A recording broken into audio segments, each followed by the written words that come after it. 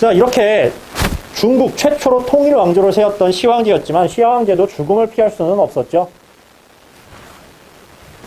결국에는 불로불사를 찾다가 젊은 나이에 죽게 됩니다. 당시에 유행하던 불로불사의 여러 가지 방법 중에서 단약을 먹는 게 이제 있었는데요. 그 단약이란 게 사실은 화약이에요. 그래서 중국 황제들은 진나라 때와 한나라 때 이제 황제들이죠. 위진남북조 황제들까지도 그럴 거예요. 위진남북조 황제들까지 불로불사에 대해 관심이 되게 많았고요. 왜냐면 이제 본인들이 업적을 세워야 되는데 나이는 점점 먹어가고 체력도 떨어져가고, 그리고 당시에는 이제 평균 수명이 굉장히 짧았죠. 50세를 넘기면은 그래도 많이 넘긴 거였을 겁니다. 그래서 보통 이제 70, 80세를 넘기면 굉장히 장수했다, 건강관리 잘했다라고 이제 이야기를 많이 하기도 했죠. 진시황제도 그러한 불로불사에 이제 관심이 굉장히 많았기 때문에 단약을 굉장히 많이 드셨고요. 그렇기 때문에 진시황제도 수은 중독으로 죽은 게 아닌가라는 이제 의심을 하게 됩니다. 순수라고 해가지고 이제 그 전국을 돌아다니는 이제 행사를 진시황이 많이 했는데요. 그 순수를 하던 와중에 이제 사망을 하게 되고요. 그래서 이제 무덤에 이제 묻히는데, 여러분들 보시면은 요게 이제 무덤, 보통 이게 무덤이죠. 요게 무덤이 아니고요. 요 뒤에 보이는 산 전체가 무덤입니다. 여산릉이라고도 하고요. 여기가 이제 그 아까 보여드렸던 그 병마용 이제 나왔던 지역이에요. 말씀드렸죠. 엄청나게 크다고요. 산 전체가 하나의 무덤입니다. 이렇게 숲처럼 조성을 해놔서 그렇지 피라미드 못지않게 엄청난 대규모 공사였어요. 중국을 통일한 이후에 강력한 법과 체제 아래에서 요 노동력을 증발을 합니다. 그러다 보니까 엄청 그 규칙이 가혹했고요. 당시에 이제 진승과 오광이라는 농민들도 이러한 노동력 증발 그 명령을 받고 이제 요 여산릉 공사에 가고 있던 중이었어요. 그런데 하필 그 기한 전날에 비가 엄청 많이 와요. 그래서 이 밤을 지새도 이 비가 그칠 것 같지 않은 거예요. 거의 홍수급이었던 거죠. 그러다 보니까 기일을 맞출 수 없을 것 같은데 그런 거예요. 근데 당시에 진나라 법률에 뭐가 있었냐면 공사가 시작됐을 때 공사 기한을 지키지 못할 경우에는 사형이다 라는 법률이 있었습니다. 아니 내가 하루 늦었는데 그것 때문에 죽는다고? 죽어요. 당시 진나라 법률이 그랬어요. 그러다 보니까 야 이렇게 사람보다 법이 중요한 데서 우리가 어떻게 사냐, 이렇게는 못 살겠다 해가지고 진승과 오광이 당시에 모여있던 이 인부들을 설득을 해서 반란을 일으킵니다. 그게 이제 진승과 오광의 난이었는데요. 좀 특이한 게 당시에 이제 요 공사 인부들 중에 초나라 사람들이 많았다고 해요. 그래서 본인이 초나라 그 장수의 후손이다, 혹은 내가 그 초나라 장수다 라고 하면서 선동을 했다고 합니다. 그래서 당시에 요 진승과 오광이 세운 나라를 장초라고 불렀어요. 장초. 원래 그 중국의 그 국명을 지을 때요, 정통 국가들은 보통 글자를 하나만 합니다. 진나라가 그렇고 한나라가 그렇죠. 그리고 수나라, 당나라가 그렇습니다. 하나만 하고요. 조금 내가 정통성에서 좀 떨어진다 그러면 이름을 두 개를 지어요. 후금이 그렇죠. 그래서 요때도 본인들이 초나라를 앞세운다고 했지만 뭔가 어쨌든 깨림직해서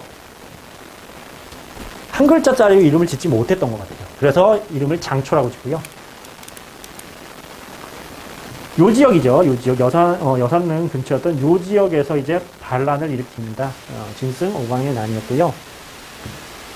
중국 최초 그리고 세계 최초의 농민봉기라고 기록이 되어 있어요.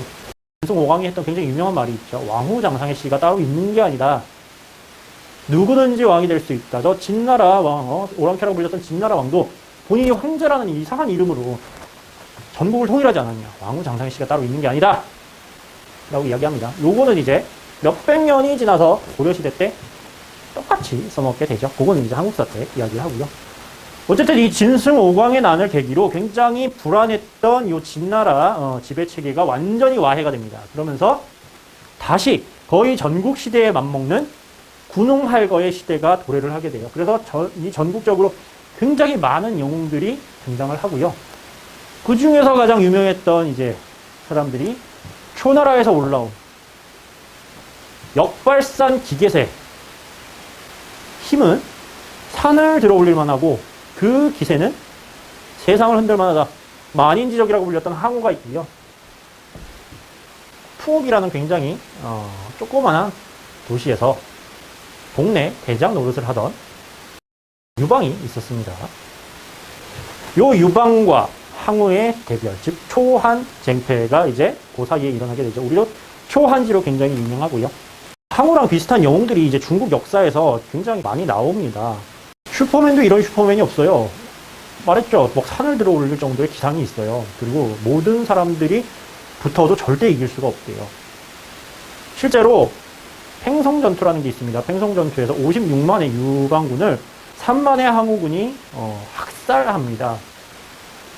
그냥 단순히 뭐 섬멸해서 이겼다가 아니고요. 56만 명이 거의 학살해가지고 유방이 진짜 죽을 뻔했어요.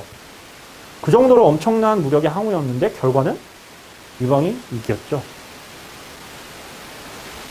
그래서 이제 명나라 말기 그리고 청나라 초 때 이제 후흑학이라는 그 중국의 나름 처세술이거든요. 그게 등장해서 왜 무력으로 엄청났던 항우는 마지막에 결국엔 지고 유방이 한나라 왕이 됐는지 그런 것에서 이제 분석을 한 게 있어요. 후흑학은 뭐냐면 겉으로는 굉장히 후덕하고 좋은 사람인 것 같지만 그 사람의 속내를 들여다보면 결국에는 이 사람이 음흉할 수가 있다.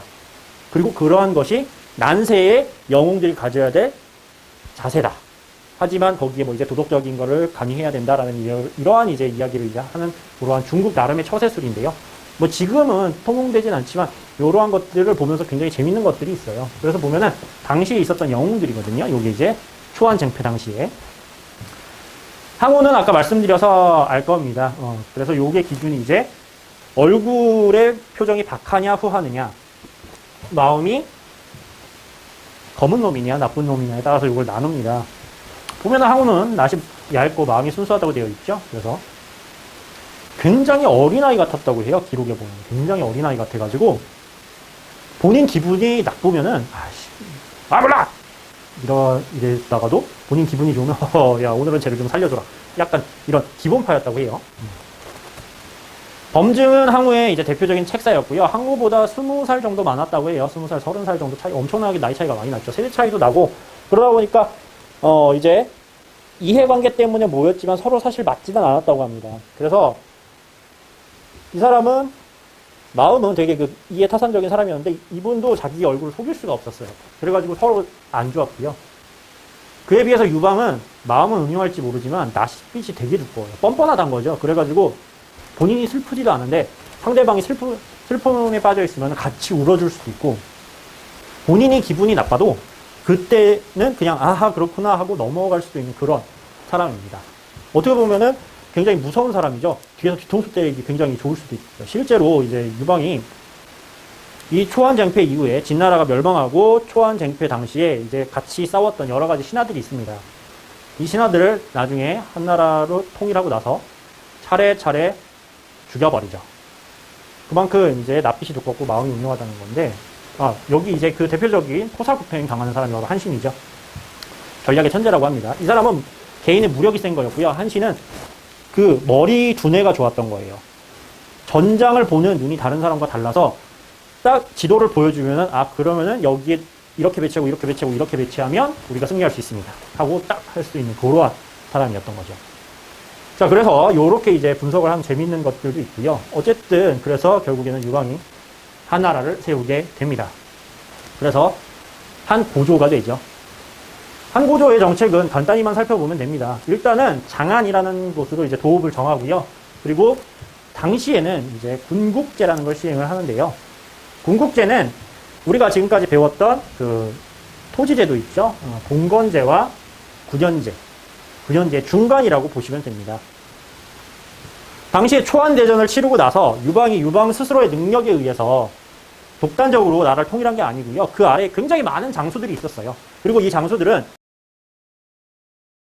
이제 전국 칠흥 당시에 여러 지역에 있었던 그 아직까지 지역색이 강했던 사람들이었기 때문에 유방의 말을 한 번에 들어줄 만한 그런 만만한 사람들은 아니었어요. 그렇기 때문에 굉장히 봉건제와 군현제의 중간적인 성격. 중앙은 이제 황제가 마음대로 이제 군현제를 할 수 있지만 나머지는 그 농공 행상을 해서 공을 세운 장수들에게 요거를 나눠주는 거죠. 그래서 이렇게 제후들이 봉건제처럼 땅을 나누게 하는 군국제를 시행을 하게 됩니다. 자, 그런데 이렇게 초안쟁패를 하고 고조가 이렇게 정치적으로 안정을 시키게 되지만 외교적으로는 굉장히 힘든 시기를 보내게 됩니다. 어떻게 보면은 초안쟁패는 중국 내부의 내전이죠. 안에서 굉장히 갉아먹었기 때문에 중국의 국력이 약화됩니다. 그러면서 주변 국가들이 강성해질 수 있는 기회가 되기도 했죠. 특히 중국 만리장성 너머에 있는 흉노가 굉장히 강성해지는 계기가 되게 돼요. 그리고 이 흉노를 통일했던 굉장히 훌륭한 군주가 등장하게 됩니다. 지금 한 고조가 이 사진을 보면 아마 치를 떨 거예요. 이 사진은 묵돌선우, 묵특선우라고 하는 흉노의 왕입니다. 묵돌이라는 말은 몽골어로 바야투르라고도 합니다. 투사, 용사라는 뜻이고요. 선우라는 것은 흉노족들의 왕이라는 뜻을 지니고 있는데요. 흉노의 2대 선우였어요. 흉노의 2대 선우였던 묵돌선우가 이제 한나라 고조랑 싸우게 되게 되는데요. 당시에 이제 진나라 때부터 이미 그 중국과 몇 차례 이제 싸움을 주고받으면서 만리장성을 세우기도 했던 그 흉노입니다. 아까도 말씀드렸지만 초안쟁패 때문에 중국이 약해진 틈을 타서 흉노가 굉장히 강성해져서 제국을 수립하게 돼요. 자, 그렇기 때문에 이제 각 나라를 통일한 고조의 입장에서는 이 흉노를 막을 필요가 있었죠. 그래서 만리장성 근처에 과거에 이제 그 한위조가 있던 그 자리에 이제 자신이 믿고 맡길 만한 신하로 한나라의 이제 왕으로 봉했던 신이라는 인물에게 그거를 맡기게 됩니다. 자, 그런데 문제는 뭐였냐면, 한나라 고조는 아까 말했죠. 마음이 좀 음흉하다고요. 의심도 되게 많았습니다.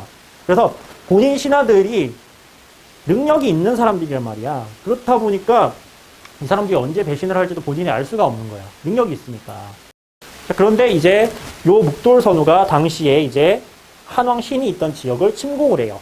마읍이라는 지역을 침공을 하게 됩니다. 당시에는 사실 흉노랑 싸울 만한 여력도 아니었고 조심스러운 입장이었기 때문에 한왕 신은 묵돌선우에게 화친의 제스처로 이제 그 사절들을 보내게 됩니다. 근데 이게 고조 입장에서는 너무 자주 보내는 거야. 너무 자주 보내. 그래서 이런 생각을 하게 되죠. 얘 지금 흉노한테 투항하려는 거 아니야? 라는 그런 어떻게 보면 되게 비합리적인 생각이죠. 하지만 의심이 많으면은 이게 그렇지 않아라고 결론을 내리고 그쪽으로 계속 생각을 하게 돼요. 그래서 의심을 해서 결국에는 유방이 요 한왕신을 제거하려는 마음을 먹게 됩니다. 근데 이걸 어떻게 하다 보니까 한왕신이 먼저 알아차려요.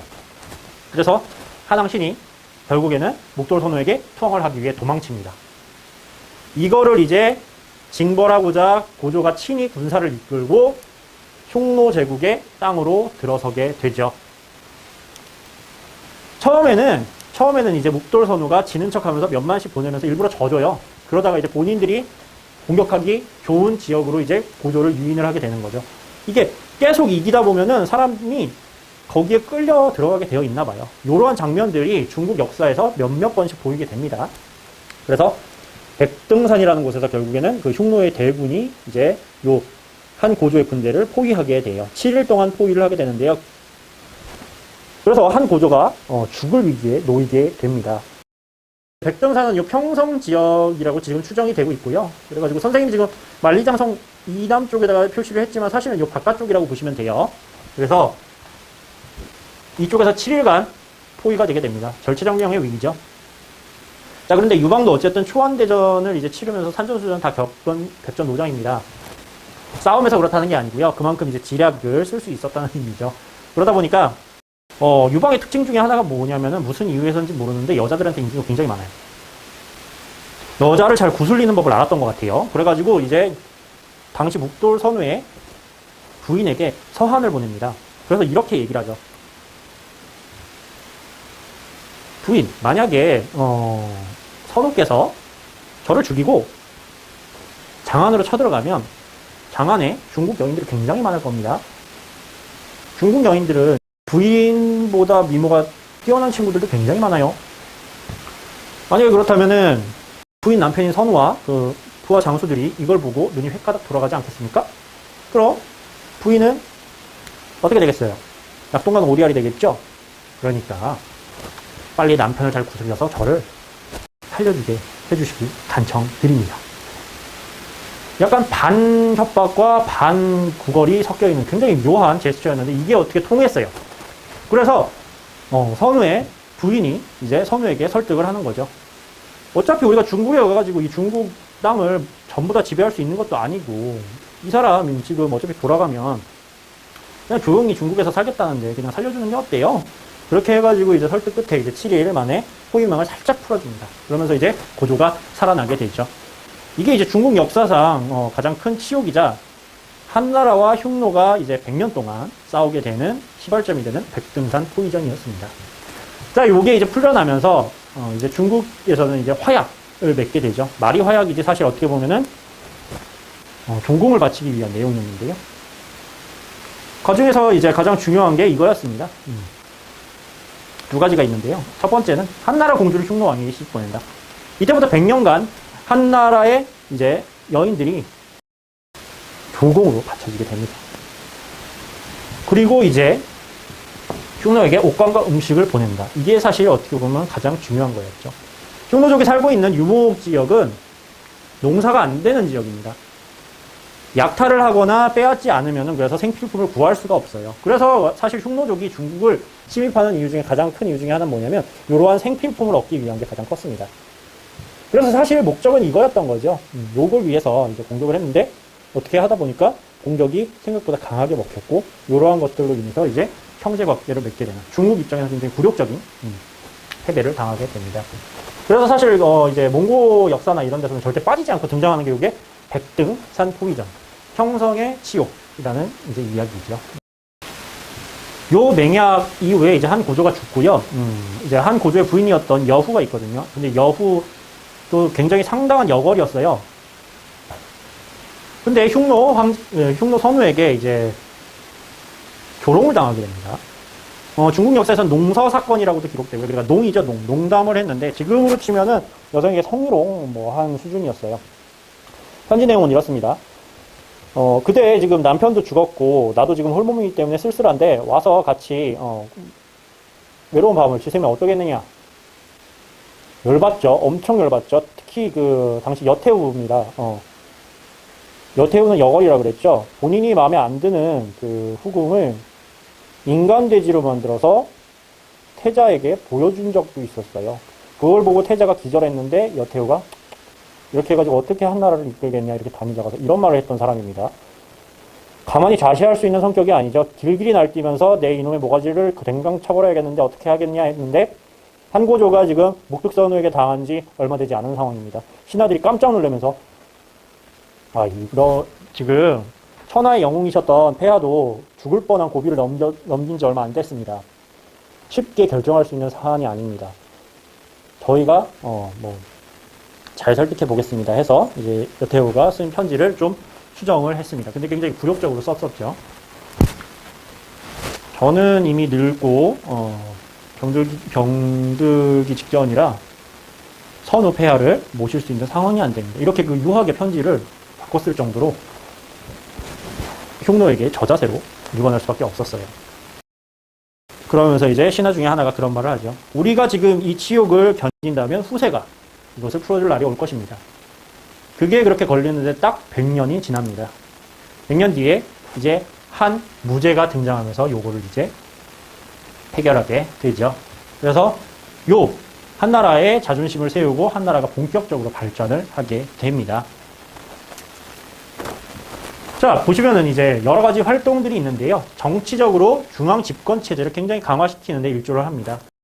요게 바로 명군이라고 칭송받는 한나라 무제고요. 동중서라는 인물을 통해서 유학을 통치 이념으로 확립을 하게 됩니다. 그래서 통치 이념으로 유학을 딱 국교로 정하게 되는 거죠.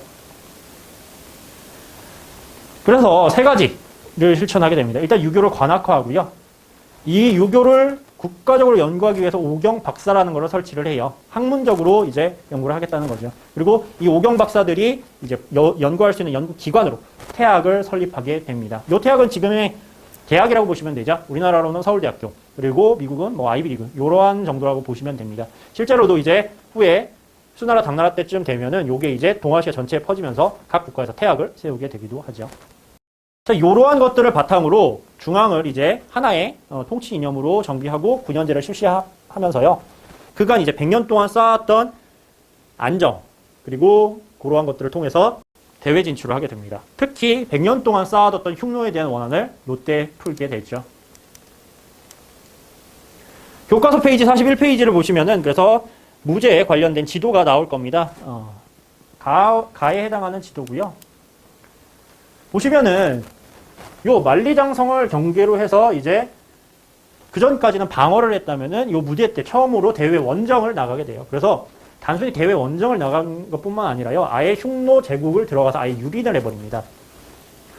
특히 당시에 곽거병이라는 장군이 굉장히 유명했는데요. 표기 장군이라고도 불립니다. 당시 나이 18살이었고요. 당시 나이 18살이었는데도 불구하고 요 흉노 제국의 동쪽에서부터 서쪽, 여기 보이시면 여기 바이칼호라는 곳이거든요. 요 바이칼호까지 쳐들어가면서 완전히 흉노 제국의 왕, 그리고 장수들을 전부 다 사로잡는 쾌거를 이룩하게 돼요. 그게 이제 21살 때까지의 전적입니다. 겨우 3년이죠. 그런데 곽거병은 너무 일찍 무리를 해서 그런지 모르겠는데 24살 때 병사를 해요. 굉장히 짧은 생을 살았죠. 짧은 생을 살았는데도 불구하고 어떻게 보면 흉노 제국을 거의 박살을 내버립니다. 그 이외에도 굉장히 훌륭한 장수들, 위청이라든지 곽거병, 그 외에 여러 장수들에 힘입어서 요 서역이라는 지역을 경락을 하게 되고요.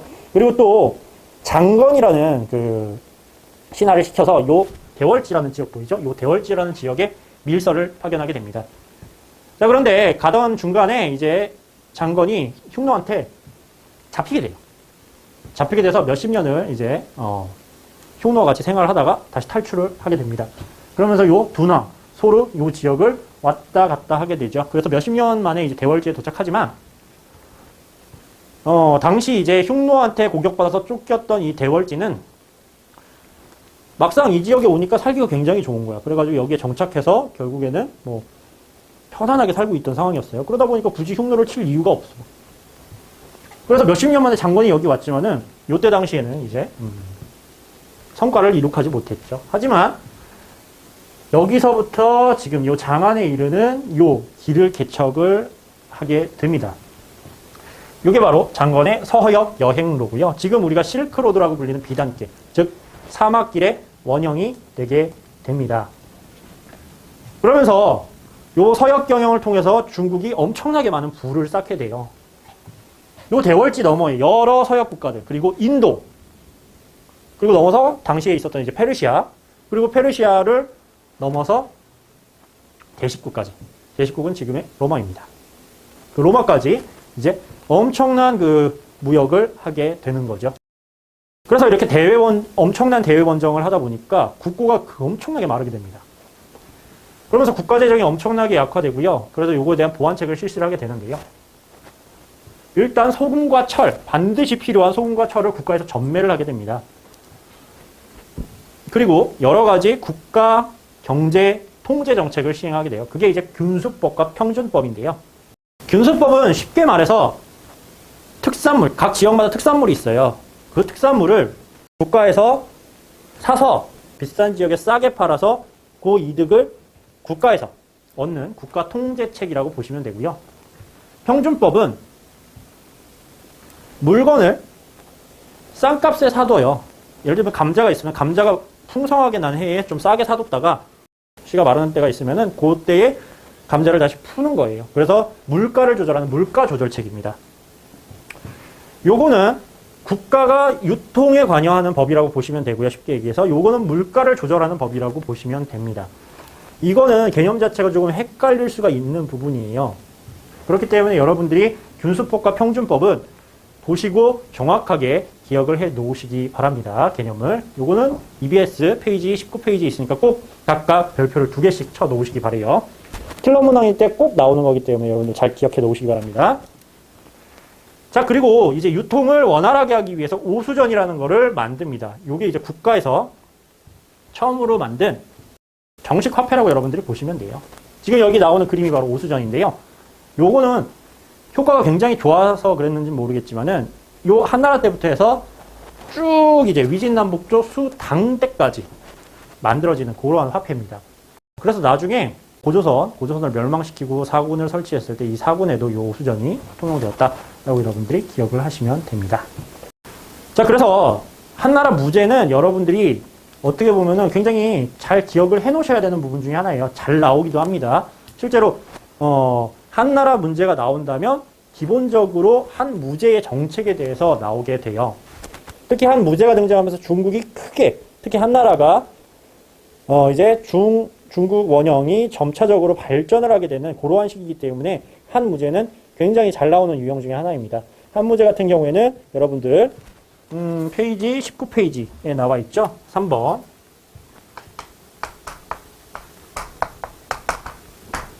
동그라미 3번입니다. 묶어서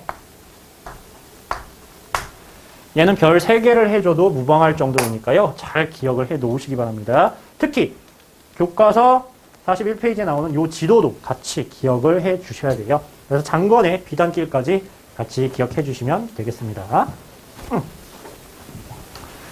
그리고 이 경제보완책 3개도 잘 나오니까요. 요거 이제 지금 나와 있을 거예요. 페이지에 나와 있으니까 잘 기억하시고, 그 중에서도 균수법과 평준법, 요거는 따로 여러분들이 암기를 꼭 하셔야 되는 부분입니다. 평준법은 물가안정책, 균수법은 유통안정책으로 여러분들이 간단하게 먼저 이해를 하시고 그 세부 내용을 기억하시기 바래요. 자, 이렇게 한나라의 발전을 이끌었던 무제도 결국에는 사망을 하고요. 그 다음에 이제 외척과 환관들이 서로 줄다리기를 하게 됩니다. 그러다가 이제 외척이 승리를 하게 되는데요. 이 외척의 가장 대표적인 인물이 왕망이라는 인물이었습니다. 이 왕망은 처음에는 아까 얘기했던 후훅하게 가장 대표적인 인물이죠. 겉으로는 선해 보이는데 마음은 굉장히 악한 사람이었어요. 그래서 자기 조카였던 이제 황제를 내쫓고 스스로 황제가 되게 됩니다. 그게 바로 신나라라는 나라였고요. 특히 이제 왕망 같은 경우에는 굉장히 독특한 경제 체제를 가지고 있었어요. 그래가지고 이 왕망의 경제 정책도 가끔 문제로 꽤 자주 나오게 됩니다. 그래서 요거는 이제 EBS 아예 19페이지를 선생님이 따왔어요. 그래서 보시면은 한서왕망전이라는 요 사료가 나오게 됩니다. 사료를 정리한 게 이제 요 밑에 줄에 나와 있는데요. 요거는 이제 여러분들이 좀 표시를 할 부분들이 있는 것 같아서 선생님이 따왔어요. 보시면은 요 내용 안에 이제 있는 것들 정리해 놓은 겁니다. 그래서 보시면 한 왕실의 외척이었던 왕망은 제위를 찬탈하고 신을 건국하였다라고 되어 있어요. 그래서 제위를 찬탈하고 신을 건국했는데 요 왕망의 경제 정책을 한마디로 정리하면 이상적인 공산주의라고 생각을 하시면 돼요. 그래서 그때 당시로는 굉장히 독특한 경제 정책을 가지고 있었어요. 토지를 국유화하고요. 요거는 같이 형광펜 치시기 바랍니다. 19페이지에다가 노비와 함께 매매를 금지했대요. 그리고 소금과 철의 전매도 했었죠. 이거는 어디에 나왔었죠? 무제 정책에 나왔었죠. 그래서 요거 문제가 만약에 나오게 된다면, 왕망의 경제 정책이 문제가 나오게 된다면은 여러분들한테 요 정도를 자르고 던져줘가지고 한 무제 정책이랑 좀 헷갈리게 할 수도 있어요. 그렇기 때문에 여러분들이 소금 철의 전매제 이후에 토지 국유와 노비 매매 금지, 요것도 잘 기억을 해 놓으셔야 됩니다. 그리고 수치체제 개편 등 다양한 경제정책을 실시했다고 되어 있어요. 자, 그런데 노비 매매를 금지한 게 당시에 이제 지배계층이었던, 한나라의 지배계층이었던 여러 호족들의 큰 반발을 불러옵니다. 그래서, 왕망의 나라 신은, 몇 년이 지나지 않아서 결국에는 반란이 일어나게 돼요. 특히 유수 지역에 있었던 유수 광무제에 의해서 이제 무너지게 되고요. 시기를 신을 기점으로 해서 그 이전 한나라를 전한 또는 서한이라고 부르고요. 신 이후에 광무제가 세웠던 그 낙양에 도읍한 나라를 우리가 후한이라고 합니다. 유수 지역의 호족이었던 광무제가 이제 호족들의 연합 국가로서 이제 후한을 성립을 하게 되고요. 이제 광무제는 호족들의 지지를 받아서 지금 왕이 되었기 때문에 전한의 질서를 다시 회복하겠다는 슬로건으로 나라를 세웁니다. 그래서 당시 전한의 국교였던 유교를 굉장히 장려를 하게 되죠. 광무제는 지금의 우리나라 역사로 치면 세종대왕과 같은 사람이었다고 해요. 세종대왕이나 정조대왕 같은 거의 완전체에 가까운 인물이었다고 해요. 군사면 군사, 정치면 정치, 문화면 문화, 이러한 것들을 모두 다 섭렵했었던 그런 왕이라고 합니다. 그래서 중국 4대 명군이죠. 당태종과 더불어서 이제 불리는 4대 명군 중에 하나라고 불리고 있습니다.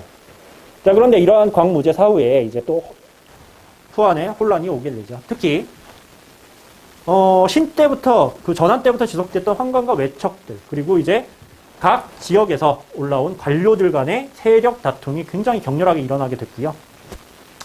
또 지방에 있었던 실력자들이었던 호족이 중앙 통제력이 약화되면서 점차 자기 나름대로의 세력을 세우게 됩니다. 그러면서 환관들이 일으켰던 이 후한 말의 십상시의 난, 그리고 이제 한건적의 난을 계기로 후한은 멸망을 하게 되죠. 이게 이제 220년의 일이고요. 자, 이때 이제 유비, 관우, 장비, 조조, 손권, 원소, 우리가 너무나 익히 잘 알고 있는 인물들이죠. 삼국지가 요때 도래를 하게 됩니다. 그러면서 이제 요 후한 멸망부터 얼마 지나지 않아서 위초고 삼국지로 분열하게 되는 게 바로 요 시기예요. 이러면서 한나라는 완전히 멸망을 하게 되죠. 우리가 지금까지 진나라부터 한나라까지의 이제 과정을 쭉 살펴봤고요. 그래서 이제 지금까지 살펴봤던 것들을 토대로 한나라의 사회 모습을 한 번 더 정리를 해보도록 하겠습니다. 춘추전국 시대는 철제 농기구가 보급만 됐고요. 요 한때에 들어서는 이게 확대가 됩니다. 그리고 이제 시비법이라든지 이제 씨를 뿌리는 법이라든지 아니면은 땅을 이제 일구는 법들이 점점 더 발달하면서 농업 생산력이 증대가 됩니다. 이렇게 되면서 농업 생산력이 증대된다는 아까 선생님이 춘추전국 시대 때 얘기했을 거예요. 농업 생산력이 증대된다는 건 인구가 증가한다는 거고요. 인구가 증가하기 때문에 다양한 사람들이 증가해서 사회 구조 자체가 변화할 여지가 크게 됩니다. 가장 대표적으로 토지가 사유화가 되는 거죠. 토지 사유화가 진전된다는 거는 여기에서 더 많이 버는 사람과 더 적게 버는 사람이 나뉘게 된다는 거고요. 그래서 빈부격차가 심화된다는 걸 의미합니다. 이러한 빈부격차 속에서 점점 더 많이 버는 사람들이 등장을 하게 되는 거죠. 점점 더 많이 축적하는 사람들. 점점 더 많이 축적해서 그 지역사회에 영향력을 행사하는 사람들이 등장합니다. 이게 바로 호족이고요. 이 호족들이 나중에 후한이 멸망하고 나서 삼국지의 주요 등장인물들이 되게 되는 거죠. 이 호족들의 특징은 세 가지 정도로 요약할 수 있을 것 같아요. 일단 대토지를 소유했고요. 대토지를 소유함으로 인해서 그 경제력을 바탕으로 본인들의 사병들을 모으거나 지역사회를 영향력을 끼치면서 지배를 하게 됩니다. 그리고 향거리 선제라는 것을 통해서 중앙으로 진출해서 관료가 되게 됐죠. 이 향거리 선제 여러분 EBS 19페이지 옆 페이지에 나올 겁니다. 거기다가 별표를 꼭 쳐 놓으시기 바래요. 사실 이 향거리 선제 때문에 이 파트를 지금 정리를 한 겁니다. 같이 한번 읽어보면은 이렇게 나와 있을 겁니다. 지방장관이 여론을 참작하여 지방에 덕망 있는 인재를 중앙에 청구하는 관료 선발 방식이라고 되어 있는데요. 한마디로 지방에 엄청난 영향력을 행사하는 호족들이 추천을 받아서 중앙 정계에 진출할 수 있는 그러한 발판을 마련했다고 보시면 되는 거죠. 그래서 지역적으로는 대토지를 소유함으로써 경제적으로 영향력을 행사하고요. 중앙에 향거리 선제를 통해서 관료가 됨으로써 또 중앙 정치를 주도하는 게 바로 요 전한 후한 세대에 걸친 호족 세대의 특징이라고 보시면 될 것 같아요. 그래서 호족은 이런 정도로 정리를 하시면 되고요. 자, 춘추 전국 시대에 나왔던 여러 가지 사상들, 그리고 새롭게 이제 서역을 통해서 들어온 사상들이 요때에 정리가 되게 됩니다. 유교는 우리가 봤다시피 한무제 때 동중서가 관학화하면서 이제 국가 권력을 옹호하는 사상으로 발전하게 됩니다. 그리고 이제 유학의 경향으로서 훈고학이 발전하게 되는데요. 경전을 해석하고 주석을 추가하는 것들이 이제 주가 돼요. 당시에 이제 진때 분서경유 때문에 많은 유교 문헌들이 불살라졌고요. 그렇기 때문에 남아있는 것들의 경전을 해석하거나 주석을 나름대로 추가하는 고루한 작업들이 반드시 필요했었습니다. 그랬기 때문에 이제 훈고학이라는 것이 발달을 하게 되고요. 요때 중국의 불교가 비단기를 통해서 전래가 되게 돼요. 불교는 원래는 인도 고다마 시다르타죠. 고다마 시다르타가 처음 이제 만든 종교입니다. 자비와 평등을 내세우는 종교였는데 자비와 평등은 거의 모든 전 세계에 이제 통용될 수 있는 가치죠. 그렇기 때문에 비단기를 통해 전래되면서 굉장히 많은 호응을 얻게 됩니다. 특히 이제 위진남북조 시대, 이제 다음 시간에 배우게 될 위진남북조 시대가 되면 요 불교가 엄청나게 용성을 하게 돼요. 그래서 국가 통치 체제로도 자리 잡게 되고요. 이러한 것들이 이제 한반도에 들어오면서 한반도에 있었던 고구려 백제 신라에도 전해지게 되는 거죠. 유교 같은 경우에는 이제 지배자들의 이제 그런 것들을 충족시켜줬고, 불교가 이제 새로 들어왔다면 사실 민간에서 오히려 믿던 것들은 도교였습니다. 특히 신선 사상과 민간 신앙이 함께 결합하면서 굉장히 구복적인 개인의 소망 같은 거를 비는 그러한 이제 성격이 강해졌고요. 대표적인 게 태평도와 오두미 교가 있죠. 특히 태평도 같은 경우에는 이제 후한 말에 장각이라는 사람이 세우게 되고요. 이러한 것들이 이제 좀 과격해지면서 요 태평도의 신자들이 노란 수건을 들고 봉기를 하게 됩니다. 그게 바로 황건적의 난이었고요. 요 황건적의 난을 계기로 후한이 멸망하게 되는 거죠. 그래서 요 사상과 종교, 여기도 보기로 여러분들이 잘 나오기 때문에 한 번 정도는 여러분들이 체크를 하고 넘어가셔야 되는 부분입니다. 한해 문화 중에는 이제 역사 편찬도 굉장히 중요하게 다뤄지고 있습니다. 특히 사마천의 사기라든지 반고의 한서가 가장 대표적인 문체고요. 기전체 방식이 처음으로 등장을 하게 되는 게 요 한때예요. 기전체 방식이라는 거는 어떠한 방식이냐고 설명하는 또 한도 끝도 없기 때문에 여러분들이 일단은 기전체 방식이었구나 정도로만 이해하셔도 세계사에서는 충분할 거라고 생각합니다. 기전체 방식에서 자세히 나오는 건 이제 한국사 파트에서 나오기 때문에 특히 삼국유사와 삼국사기를 비교하는 그 파트에서 나오니까요. 그거 정리하실 때 좀 더 자세히 정리를 해주시면 될 것 같아요. 중요한 건 요 사기와 한서가 등장하면서 중국 정사의 모범이 세워졌다라고 여러분들이 보시면 되고요. 조금 추가로 말씀드리자면 사마천은 전한 시기의 인물입니다. 사마천은 태사령이라는 직위에 있었는데요. 지금으로 치면은 이제 사관으로 보시면 돼요. 조선시대에 사관이라고 보시면 되고, 다만 요 시기의 태사령은 대대로 이어지는 직업이었습니다. 사마천의 아버지도 태사령이셨고요. 사마천의 할아버지도 태사령이셨어요. 그렇게 대대로 이어지던 이제 사가 집안이었는데, 한 무제가 어떤 장군을 벌을 주려고 할 때 그 장군을 옹호했다가 이렇게 벌을 하나 받게 됩니다. 궁형이라는 벌인데요. 이게 남자한테는 굉장히 가슴 아픈 형벌이죠. 그 남자의 소중한 부분을 잘리는 형벌이고요. 그러다 보니까 사는 내내 수치스러운 거예요. 그럼에도 불구하고 그 수치심을 무릅쓰고 살아남아서 사기를 완성시키게 되죠. 사실 이때 궁형에 처할래 아니면 그냥 사형을 당할래 라고 이제 두 가지 선택지가 있었어요. 사실 궁형을 당하면 평생 이제 수치심을 겪으면서 남자로서 살아야 됨에도 불구하고 요 사기를 완성하기 위해서 결국 궁형을 선택했다고 합니다. 그런 걸 보면은 이 사마천의 역사 편찬에 대한 책임감이 얼마나 강했는지를 우리가 알 수가 있는 거죠. 자, 전한 시기의 대표적인 역사가가 사마천이었다면 후한 시기에는 반고라는 인물이 있었습니다. 반고는 후한 시기, 후한 광무제 시기죠. 광무제 시기 서역을 경영했던 유명한 장군이었던 무장 반초의 형이기도 했습니다. 그래서 요 반고는 보시면 아시겠지만은 한서라는 것을 써서 전한의 역사를 정리를 했는데요. 여기 나오는 한서 지리지, 요 한서 지리지가 특히 우리 한반도 지역에 있었던 고조선이라든지 부여, 그리고 우리 항상 한국사 1번 문제쯤에 나오죠. 옥저, 동해, 요러한 나라의 역사들을 굉장히 잘 정리한 그러한 이제 역사서이기도 합니다. 그래서 한서 지리지와 더불어서 위지, 동의전, 요러한 것들이 우리 한국사 연구에 굉장히 많이 쓰이고 있어요. 그런 의미에서 한서도 굉장히 우리 역사에 의미 있는 역사서라고 할 수가 있겠습니다. 자, 한때 문화로 특히 주목할 만한 걸로 이제 제지술이 있습니다. 제지술에서 이제 제일 유명한 거는 체륜이라는 인물인데요. 이분이 이제 이렇게 생기셨습니다. 되게 곱상하게 생기셨죠. 실제로 환관 출신이세요. 그래서 후한 시기의 인물이고요. 이 인물이 종이를 만들므로 해서 그 전에도 이제 주간이나 이런 걸 통해서 글을 썼지만은 이 종이가 만들어지면서 휴대성 그리고 필기하는데 굉장히 빠른 속도감을 주면서 학문과 사상 발전을 엄청나게 많이 촉진하게 됩니다. 지금으로 치면 아이폰을 만드는 것과 마찬가지예요. 한마디로 그 중국의 스티브 잡스 정도로 여러분들이 생각을 하시면 되겠죠. 그만큼 엄청난 문화혁명을 일으켰고요. 그러면서 요때부터 이제 서적의 보급이라든지 이제 책을 만드는 기술 등이 엄청나게 발전을 합니다. 그러면서 이 종이가 중국의 이제 대표적인 수출 상품이 되기도 하죠. 자, 이렇게 해가지고 한해 문화까지 여러분이 좀 살펴봤습니다.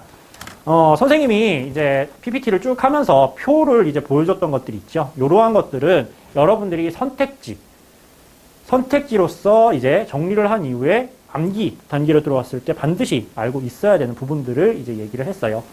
그 외의 부분들은 여러분들이 읽어보시면서 아, 이러한 특징들이 있구나 정도로 확인을 하시면 되는 부분들이고요. 그래서 오늘은 동아시아 형성 중에서 한나라 때까지의 내용을 살펴봤습니다. 다음 시간에는 이제 한나라가 멸망하고 우리가 너무 익숙한 이 삼국지 시대부터 들어가도록 하겠습니다. 여러분 모두 고생하셨고요. 수업 들으면서 궁금한 점이나 이제 질문이 있으신 분들은 꼭 댓글이나 아니면은 그 밴드 개인창에 질문을 꼭 하시기 바래요. 오늘